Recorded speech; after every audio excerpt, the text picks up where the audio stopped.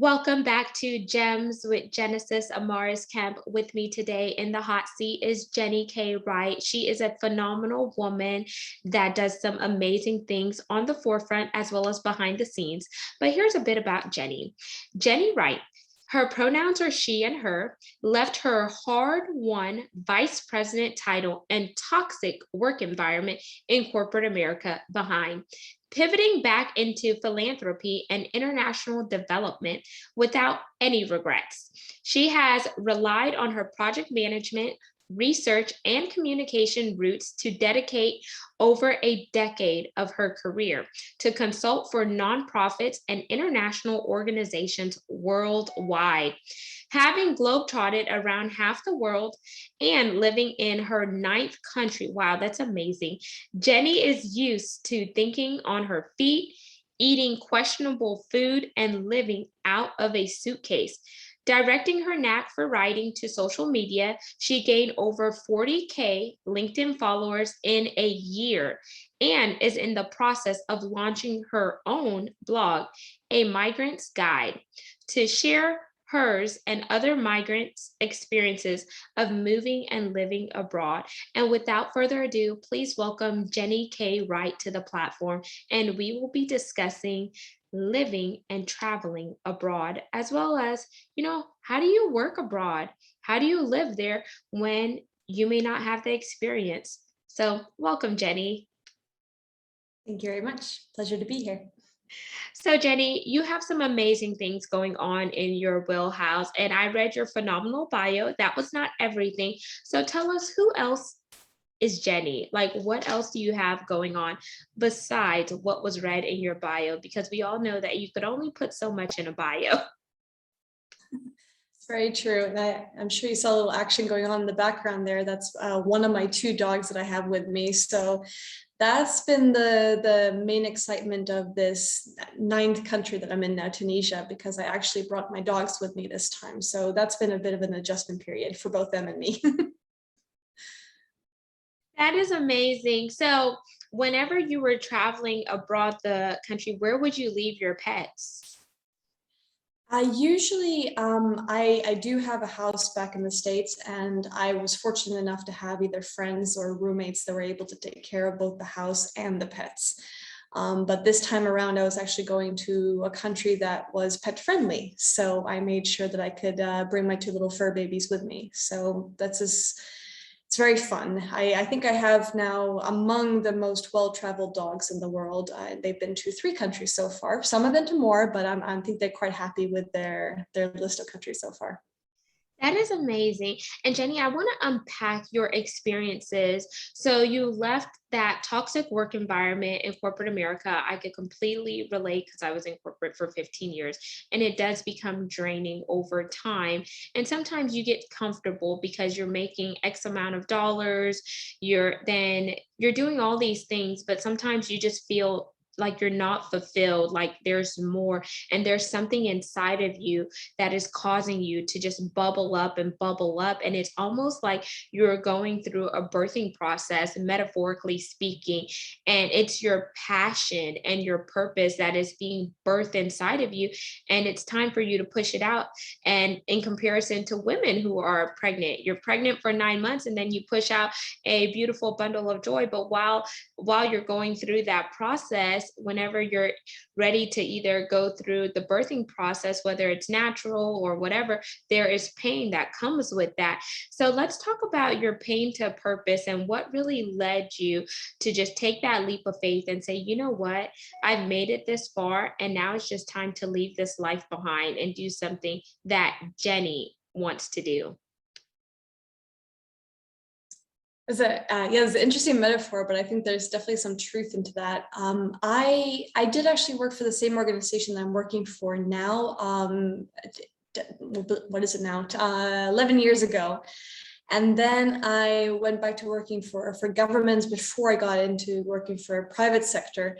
So I had tried a little bit of different sectors before I was working for this company that wasn't a good fit. But I was so determined to make it work because I was so wrapped up in the the amount of recognition that I was getting and the quickly that I was advancing, that I wasn't really seeing what was going on around me.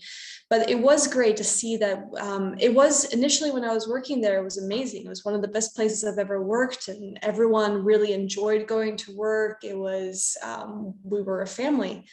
And then the leadership changed, and so did the work culture, and everything kind of, you could just see the transformation. And it was incredibly sad to see such a great company really go downhill.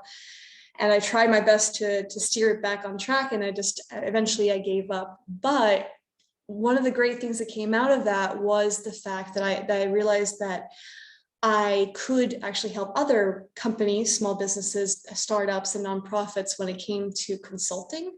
So towards the end of my tenure for that company, I actually started my own consulting business. So just like you said, you have that kind of pain, but it also pushes you to do something new and maybe venture outside of your comfort zone. So even though it was a bad experience towards the end, it did lead to something good, because I did start my own company, and it's been up and running now since 2015. And even though it's something that I do more on on the side, because I mainly work, like I said, with kind of the underdogs in a way. So I don't, I'm excellent at giving advice to others how to run their business, but I'm terrible at taking it myself. So I usually don't charge that much. A lot of the work that I do is pro bono or on kind of sliding scale to make sure that I can help those who need it and who can't afford an expensive consulting firm. So that's why I've done most of my work with nonprofits, for example, because they don't usually have a huge budget to get assistance when it comes to various projects.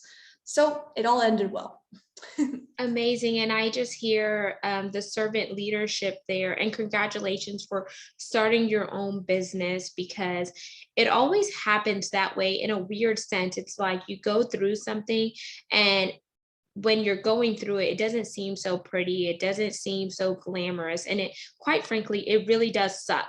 And then once you get out of that, you realize, okay, I had to go through that in order to get to where I am now.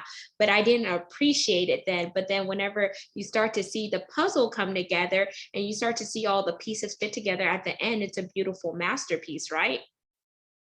And so another thing, Jenny, so whenever you live and work abroad, what made you just pull the plug and decide that you were going to leave the States? Well, I'm actually Swedish American. So even though I was born in the US, my family moved to Sweden when I was 6. So I've been a migrant since most of my life there, and that's why I think I've always been a rolling stone in a way. As soon as I could, I moved to another country. I left Sweden when I was 17, I believe, 17 or 18. And after that, I just continued moving, trying to take any kind of either study or work opportunity that allowed me to travel. So it's always been something that I loved, but I think it's also something that my parents ingrained in me since an early age, that as soon as you reach a certain point, it's time to move again. So it's just part of who I am, part of who my family is, I guess. I love that. And I think I could kind of relate. So I'm first generation American. So my dad was South American and my mom is Caribbean. So, but I grew up in the States. So a lot of my family from the outside looking in, or some people say the inside looking out, however you want to say it, they say, oh, you're Americanized. But that is interesting.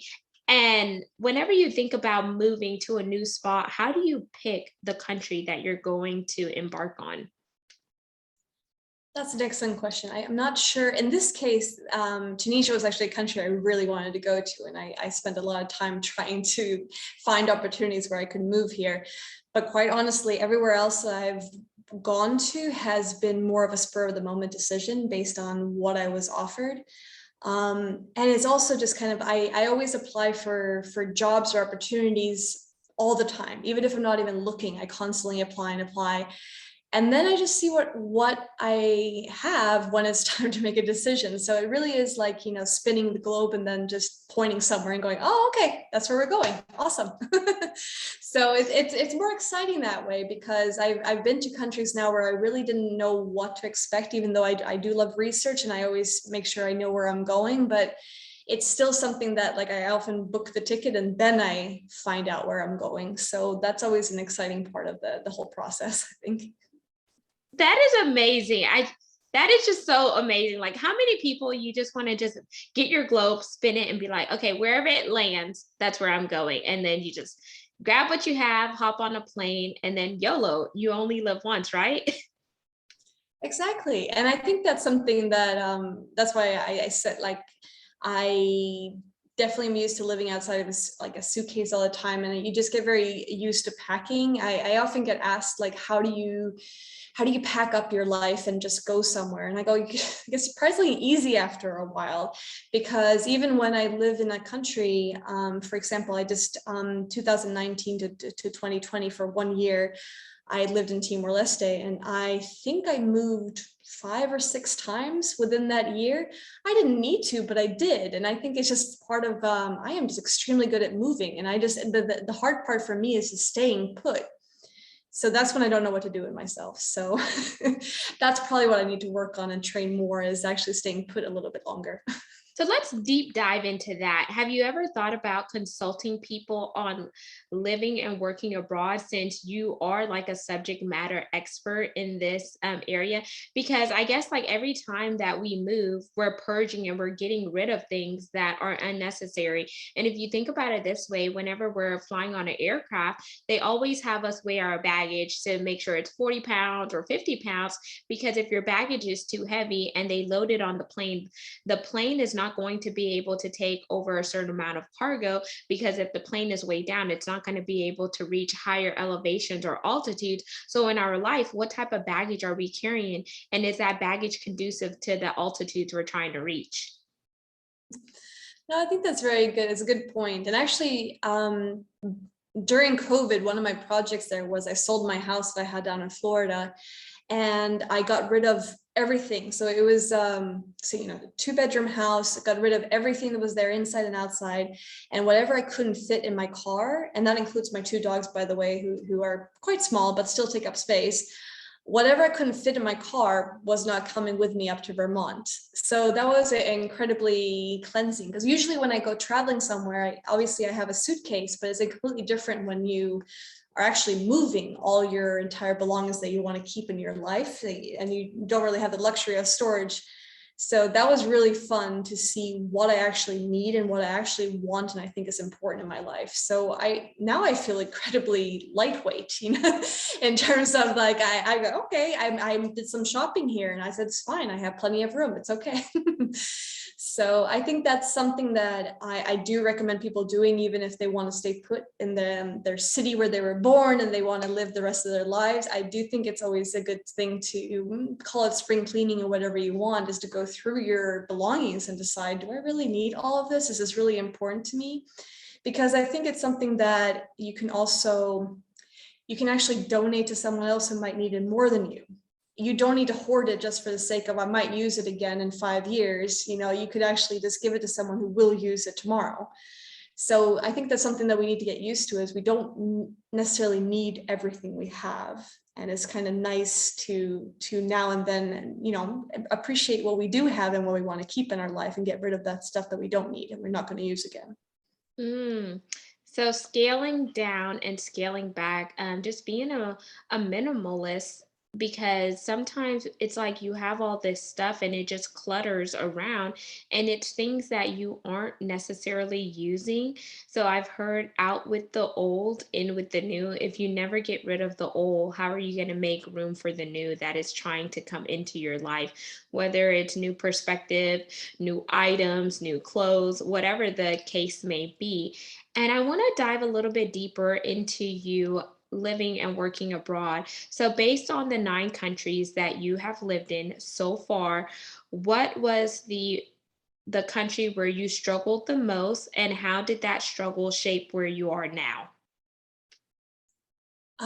That's a good question. I think probably the biggest culture shock to me was when I was living in Zimbabwe with frequent visits to South Africa.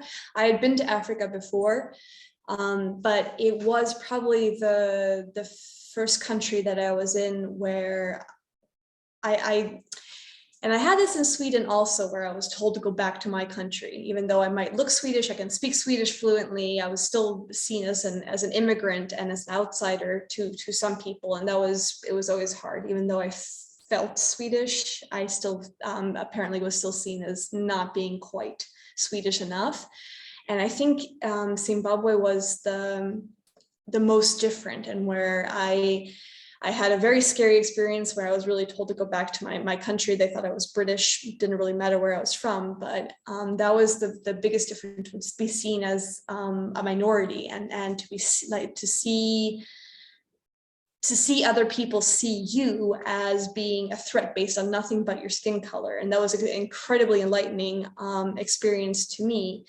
And it was something that, it was also very interesting, where every story that I told, or anyone told, you would have to clarify the race of the different people in the story. Now, for me, that was, for me, that was something that didn't really matter, unless it had something specifically to do with the context. It was something that I never needed to do before, and I didn't see the need to do if I'm telling a story about I went to the supermarket with a friend and we had this funny encounter with someone who was working. It was an irrelevant story, but then people would interrupt me and say, but was he Black? Was she Asian? Was he? And it was constantly. And for me, it was always like, but I never even thought about their race until I had to think about that story. So it was a lot to get used to. And it was to recognize that everything that I was saying as a young white woman, and all those three mattered to what I was saying. I had to be extremely guarded in what I was saying. And it's a beautiful country and lovely, happy people, but it was very different to what I was used to. And I had never had to guard and think about what I was saying so much before in my life. So that was incredibly life-changing for me and educational, I would say. So I did enjoy that a lot. It was a very enlightening experience for me. Wow. And when you were talking, I'm like, wow, I can't believe that. But sometimes you don't know what you don't know. And if we don't have these courageous conversations and talk about things like this, people from, the other part of the world, or people from the outside looking in, they wouldn't know that someone who looks like you experienced something like that, because they see things from a different lens, a different vantage point and focal point. And that's why we have to have these, conversations, to educate, to inspire, and to motivate others. And now that you are in Tanzania and you're settling in, you're liking it, and all of these things, what have you learned from this experience? And then I also want you to talk about, based on the 9 countries that you've been in so far, talk about your top 5 things you would encourage someone who's interested to live and work abroad, like the So tips. yeah, so I have been to Tanzania. It's a lovely country, but right now I'm in Tunisia. Oh, So it's a little Tunisia. bit different part of Africa. Both with T, but slightly different. So Tunisia is very interesting because it's in North Africa. So it's very different in many aspects from sub-Saharan Africa, because it has more of a Mediterranean culture. And you had the Arabic influences, obviously. So it's very interesting, and there are a lot of differences, both, and for me, who works a lot with migration, the issues are different as well, but still I see the similarities. But here it's very, I guess that I do see a lot of similarities with other Mediterranean countries. So it has similar lifestyles and schedules, and so the people are very similar, that the housing looks similar. So it doesn't feel too far away from what I've experienced before. So that's kind of nice. There are still obviously different cultural things I'm still learning. And this is the first Muslim country that I've lived in. So that's obviously very educational as well.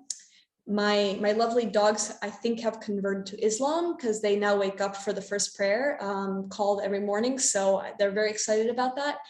So that's they're settling in quite nicely as well. So that's all good. But in terms of tips for other people, that's kind of why I wanted to finally launched this blog that I've been planning for the last decade, because I have collected all these different tips for people that I've been giving to, because people always ask me when they're moving to a new country, like what to pack, what to think about when it comes to banks or insurances, and like how to find a place to stay, and how to find work and so on. And so it kind of depends where you're going, but I always have people think about like not only where they're going and what would be easy for them for their passport, but also to think about where they actually can stay, because a lot of people don't think about that. They get the job and then they head over there and they don't realize there's so many things that are really complicated for finding accommodation. There's so many like kind of, what's the saying, cart before the horse kind of thing. You need so many different things before you can do other things. And it's incredibly frustrating, even in the US, honestly. There are so many different challenges that I had because I moved away from the US when I was 6 and I returned when I was 26, I think. Oh, wow. Yeah. So I lived overseas for 2 decades. So I didn't have any credit history. And I also, my driver's license was from overseas. So there were a lot of things where I basically was treated like, and many people were drawing the analogy to like, I had just been released from prison, because I didn't exist to the world. And I had to start from like ground zero. And it was also this kind of weird thing where I realized how other migrants felt, because it was practically impossible for me to get a driver's license within the license I had, because it was an international one. So I needed to have a car in my name, which I couldn't have because I didn't have insurance. And I couldn't get insurance because I didn't have a car, because I didn't have a driver's license. And it was just this circle of impossibility where no matter where I went, I needed something else before I could get what I needed. And I'm just going around in circles for 6 months. So it was, I think many countries are like that, and people don't expect it. And don't realize that you need, 2 or 3 months worth of paying lots of bills and not necessarily getting any money in, just to sort out the basic logistics. So I do caution people when they get that job or the study opportunity they always dreamt about, because there's just a lot of money, because it might still take time before you get settled into your new country if you don't have all those logistics lined up. So that would be my tip, to look a little bit further and not just be happy with the opportunity, but also looking at, is this feasible? Like, how am I actually going to do it in this country? For example, here, you not only need the job, but you need the residency permit, and they're kind of interconnected. It can be hard to get one without the other, and there is a process to it. So that's why it's challenging for many migrants here to be able to stay and to be able to work, because those two permits are very closely connected. So every country has their opportunities and great advantages, but they also might have obstacles and challenges that you need to know before you go somewhere. Thank you for sharing that tip. And did you have a coach, a mentor, or someone who has done something similar to what you're doing now to just kind of give you some guidance, or did you just have to figure it out all on your own? That depends where I was going. What I've been very fortunate with is I've had there's many different groups that are available on social media. Like I'm not active on Facebook anymore, but if there are people who are in international careers and humanitarian, there's plenty of great Facebook groups, for example, that are very like a wealth of information. You can ask stupid questions if you're going to a new country you've never been to. And you can also search through what others have asked. So that's definitely something to look at, is whatever social media platform you're on, to see if there are groups for people who are going to that country or are in the same sector that you're working in. They might already have something where people have had kind of a question and answers forum. Also, another great resource that I've always loved is the couchsurfing.org. I'm not sure if you've heard of that before. It's a very interesting kind of network. I sometimes compare it to being something similar to eBay and Facebook, because it's a way of connecting to people just like any other social media, but it's also a way where you can give reviews to people. So it is one way where you can kind of sleep for free, more or less. Sometimes you pay for it or you give a gift or something, but you can stay on someone's couch. That's the hence of the couch surfing. But some people have like a whole house or a whole room or whatever it may be that you can actually stay in. And that's what I discovered when I was a student. I was able to travel a lot around the world. And if I had some place where I wasn't expecting to be, or it took too long or something, and I didn't have accommodation, I could find someone through couch surfing who would be able to lend me their couch for the night. And I repaid it by becoming a host myself. And I had travelers from all over the world come and stay on my couch or in my guest room, for example.